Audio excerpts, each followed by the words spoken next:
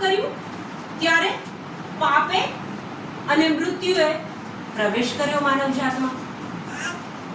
હવે વચન શું કહે છે કે જીવનદાયી પવિત્ર આત્માના નિયમે મને ખ્રિસ્ત ઈસુ દ્વારા પાપ અને મૃત્યુ નિપજાવનાર નિયમથી મુક્ત કર્યો છે. જૂનો કરાર શું?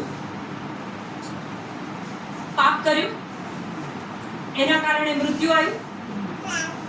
ઓરિજિનલ પ્લાન પ્રભુનો મૃત્યુ નહોતો, પણ કારણ કે પાપ થયું અને એ પાપના પછી જેટલા જન્મ્યા, આદમ પછી જેટલા જન્મ્યા એ બધાની અંદર એ પાપ આવ્યું અને એ પાપના કારણે બધાને મૃત્યુ પણ આવ્યું.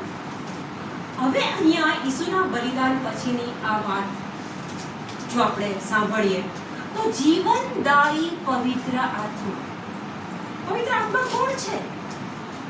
તમે જૂના કરારને અને નવા કરારને જો ડિફરન્શિએટ કરવા માંગતા હોય તો જૂના કરારમાં પવિત્ર આત્મા લોકોની અંદર નહોતા.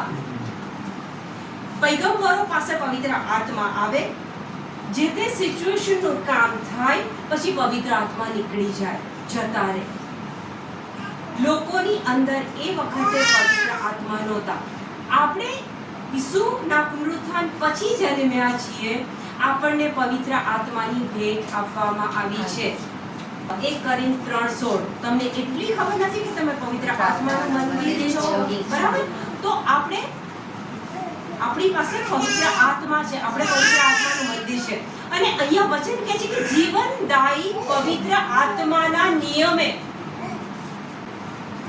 જ્યારથી પવિત્ર આત્માનો આ નિયમ છે, નવા કરારના લોકોની વાત છે. જીવનદાયી પવિત્ર આત્માના નિયમે મને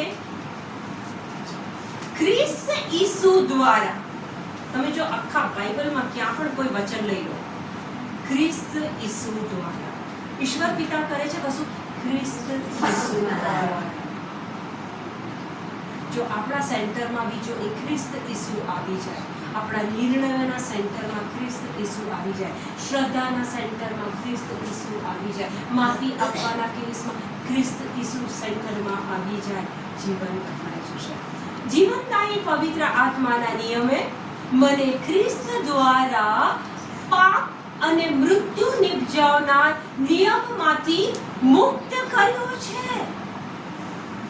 એટલે જો હું ઈસુમાં શ્રદ્ધા રાખું છું તો હવે એ મૃત્યુના નિયમમાંથી, એ પાપના નિયમમાંથી મને મુક્તિ મળી ગઈ છે. અને એ વચન કેવું? જીવતને જાગૃતિ. બેધારી તલવાર કરતા પણ વધુ તીક્ષ્ણ છે, સંધિ અને મજ્જાની વચ્ચેથી નીકળી જાય છે, આત્મા અને પ્રાણની વચ્ચેથી નીકળી જાય છે, મનના વિચારોને, ઈરાદાઓને જાણી લે છે. હવે માનો કે તમે કલ્પના કરો કે એ જ વચન આજથી આપણે બોલીએ છીએ. ડોક્ટરનો કોઈ એક મેડિકલ રિપોર્ટ આપણા માટે આવ્યો છે.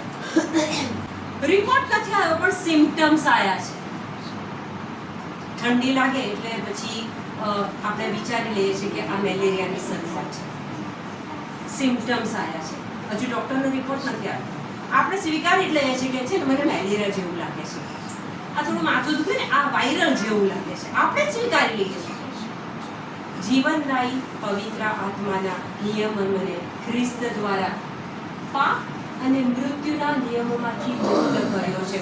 જ્યારે દિવસ રાત આપણે આને લેવા માંડીએ ત્યારે એ વચનની શક્તિ, એ વચનનું સાજાપણું આપણા શરીરમાં, અંગોમાં, સ્નાયુઓમાં, હાડકામાં, મજ્જામાં, કુર્ચામાં એ વહેવા માંડે છે અને તમે પાવરફુલ બનો છો.